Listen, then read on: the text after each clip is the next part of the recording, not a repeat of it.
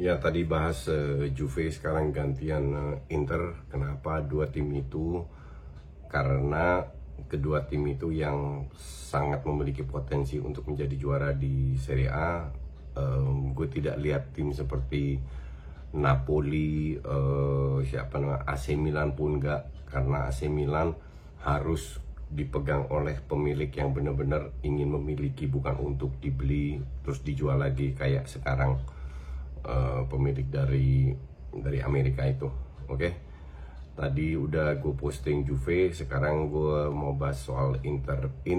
Kenapa gue bilang Inter memiliki peluang untuk bisa menjadi bisa mempersulit Juve musim depan. Satu, karena Inter klub besar. Oke. Kedua, karena Inter sudah dibeli oleh konglomerat dari Cina yang benar-benar memiliki niat untuk membangun tim ini. Ketiga, Inter memiliki banyak manajer non teknis ya, marketing, administrasi dan lain yang dari Inggris, Man United. Di situ mereka bisa menghasilkan banyak duit sehingga mereka punya duit lagi untuk membeli pemain mahal. Jadi dua faktor itu penting untuk balancing. Terus keempat, Inter dari sisi dana sudah mulai bisa bersaing dengan klub-klub besar lainnya, asal mereka bisa main di Champions League lagi, menghasilkan banyak duit lagi, bisa tembus lagi. Karena tahun ini grup aja nggak lolos, yang sudah gue prediksi. Oke. Nah, sekarang kita lihat pelatihnya Conte, apa yang harus dilakukan oleh Inter. Conte ini kan kadang agak kepala batu.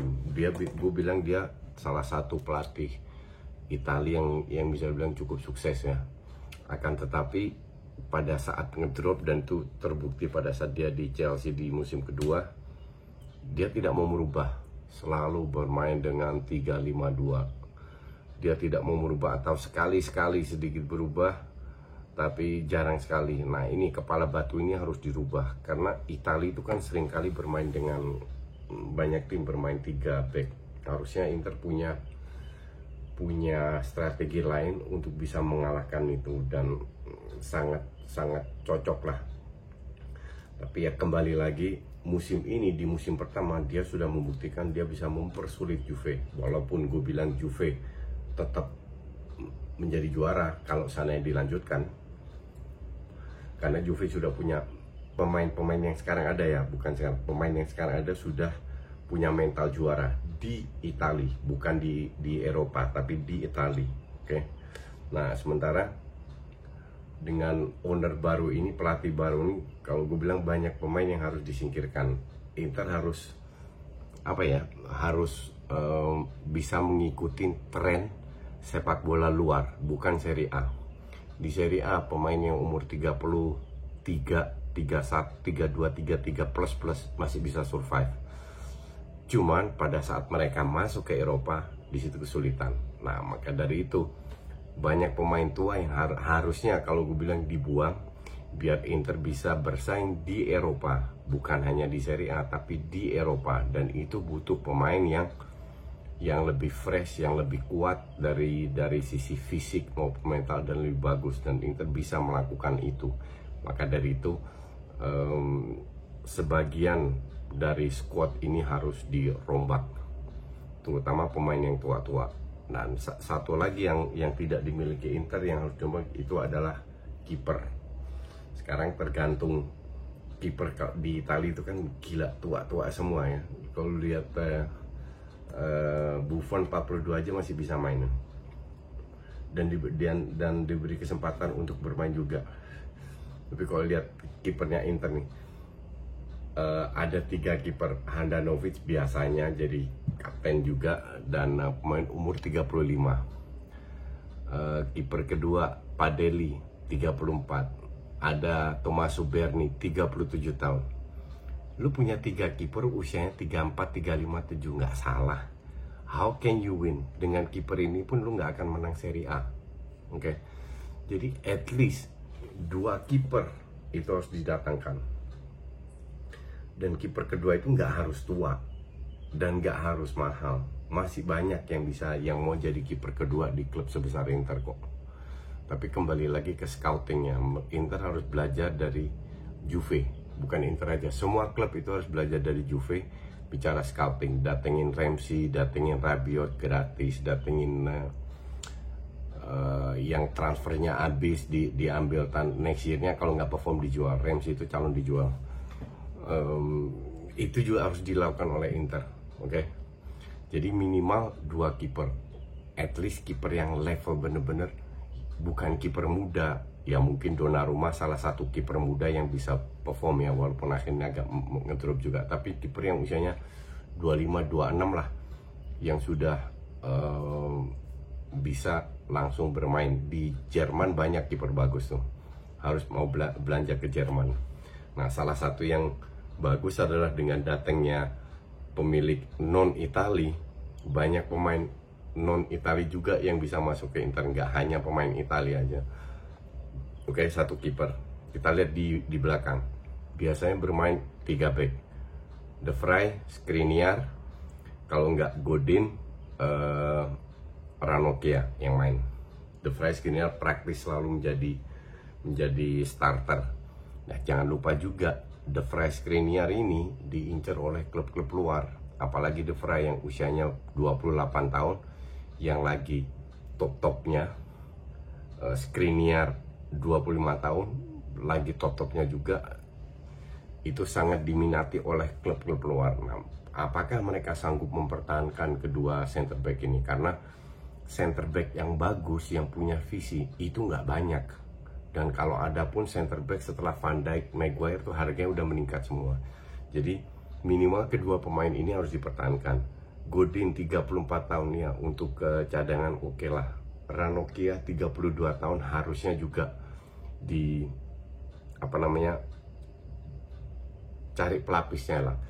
Jadi untuk gue pelapis itu penting, at least dua center back lagi kalau seandainya nggak mau tergantung dengan kalau seandainya Godin dijual atau Ranocchia dijual. Oke. Terus ya back nyaris nggak punya ya. D'Ambrosio di kanan juga udah 31 tahun. Ashley Young 34 tahun di kiri. Aduh, gue bingung kenapa ini Ashley yang dibeli 34 tahun dan sekali-sekali juga main bagus, nggak selalu juga.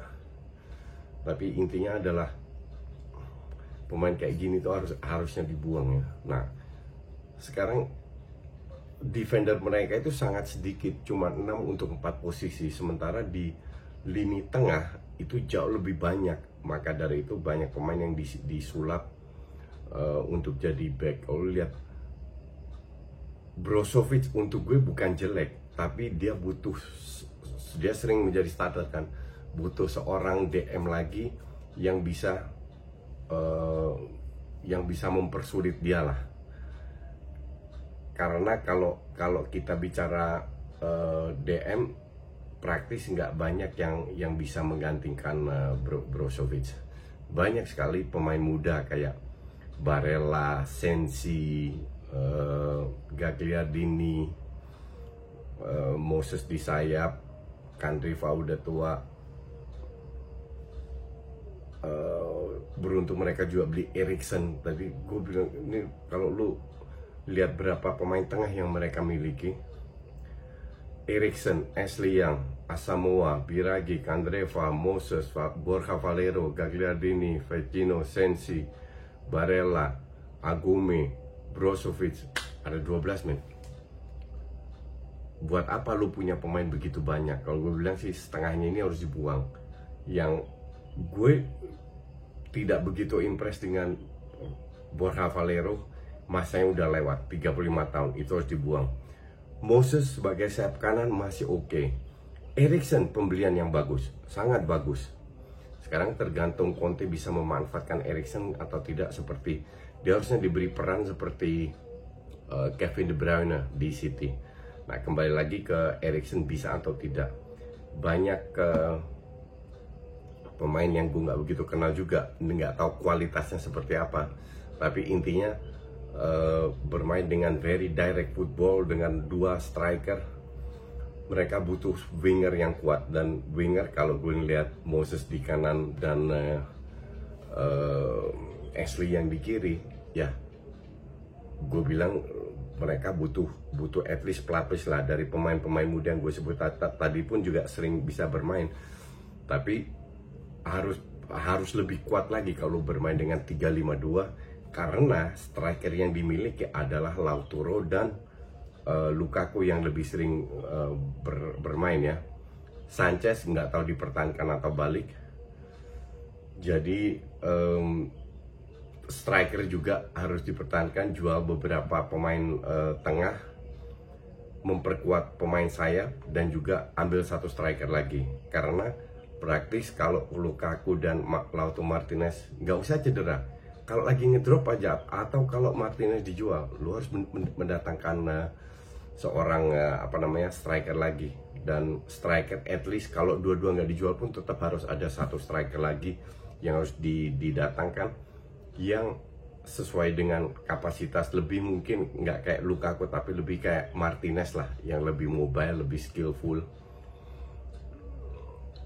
Dan itu memang nggak gampang ya. Jadi kualitas ini kalau gue bilang kiper terutama winger itu sangat penting untuk Inter dibeli yang benar-benar kualitasnya internasional agar bisa bersaing di Champions League, bukan hanya di Serie A aja. Karena kalau lu memiliki kualitas yang bisa bermain di Champions League, for sure lu bisa mempersulit Juve di Serie A.